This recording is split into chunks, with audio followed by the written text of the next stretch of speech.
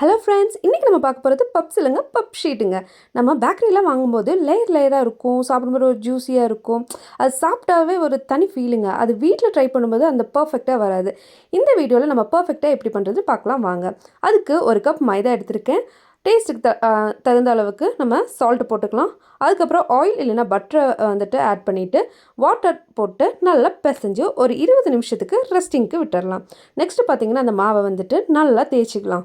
நல்லா தேய்ச்சிட்டு எவ்வளோ தின்ன தேய்க்க முடியுமோ அவ்வளோ தின்ன தேய்ச்சிட்டு ரூம் டெம்பரேச்சரில் இருக்கிற பட்டர், அதாவது 100 கிராம் சால்ட் பட்டரை எடுத்துகிட்டு நம்ம எல்லா இடத்துலையும் இந்த மாவில் ஸ்ப்ரெட் ஆகிற மாதிரி நம்ம எல்லா இடத்துலையும் ஸ்ப்ரெட் பண்ணி விட்டுறலாம்.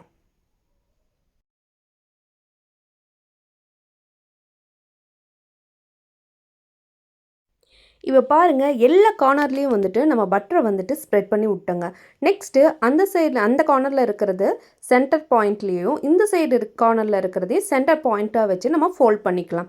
நெக்ஸ்ட்டு பார்த்திங்கன்னா இந்த 2 எட்ஜ்லேயும் இருக்கிறதையும் கரெக்டாக ஈவனாக வந்துட்டு சென்டர் பாயிண்ட்டாக பார்த்துட்டு நம்ம ஃபோல்ட் பண்ணிவிட்டு இதை வந்து ஒரு 10 மினிட்ஸ்க்கு வந்துட்டு நீங்கள் ஃப்ரிட்ஜில் இருந்தாலும் சரி, ரூம் டெம்பரேச்சரில் இருந்தாலும் சரி, ஒரு ரெஸ்டிங்க்கு விட்டுருங்க. நெக்ஸ்ட்டு மாவை வந்து டஸ்ட் பண்ணி விட்டுட்டு ஒரு தேய்ச்சி அகெயின் அதை ஃபஸ்ட்டு நம்ம ஃபோல்ட் பண்ணோம்ல அந்த மாதிரி ஃபோல்ட் பண்ணிவிட்டு அகெயின் ஒரு 10 மினிட்ஸ்க்கு வந்துட்டு ரெஸ்டிங்க்கு விட்டுருங்க.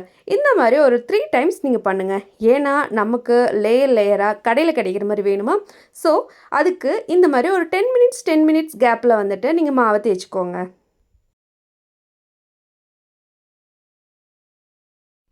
அப்படி 3 டைம்ஸ் நான் வந்து தேய்ச்சி மாவை ரெஸ்டிங்க்கெல்லாம் விட்டதுக்கப்புறம் ஃபைனலி இந்த மாவை வந்து 2 பார்ட்டாக நான் கட் பண்ணிக்கிறேங்க.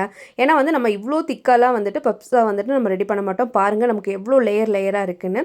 இது வந்து ஒரு மீடியம் திக்கில் வந்துட்டு நம்ம மாவை தேய்ச்சிக்கலாம். அதுக்கப்புறம் ஒரு ஈக்குவல் ரேஷியோவில் இருக்கிற மாதிரி இந்த மாவை வந்து நம்ம கட் பண்ணிவிட்டு நமக்கு விருப்பமான ஃபில்லிங் உள்ளுக்குள்ளே வச்சுக்கலாம். அது எக்காக இருக்கலாம், இல்லைன்னா வெஜிடபிள்ஸாக இருக்கலாம். ஃபில்லிங்ஸை வச்சுட்டு நீங்கள் ஓடிஜியில் பேக் பண்ணுற மாதிரி இருந்துச்சுன்னா 180 டிகிரிக்கு ஒரு 25 மினிட்ஸ் வந்து பேக் பண்ணிடுங்க. அதுவே குக்கர்லையாக இருந்துச்சுன்னா 10 மினிட்ஸ் ப்ரீ ஹீட் பண்ணதுக்கப்புறம் 25 மினிட்ஸ் வந்துட்டு லோ ஃப்ளேமில் வந்துட்டு நீங்கள் பேக் பண்ணி எடுக்கலாம். இப்போ பாருங்கள், நான் ஃபில்லிங் எல்லாம் ஃபில் பண்ணிவிட்டேன். நெக்ஸ்ட்டு வந்துட்டு எக் வாஷ் பண்ணிவிட்டு நம்ம பேக் பண்ணி எடுத்துடலாம்.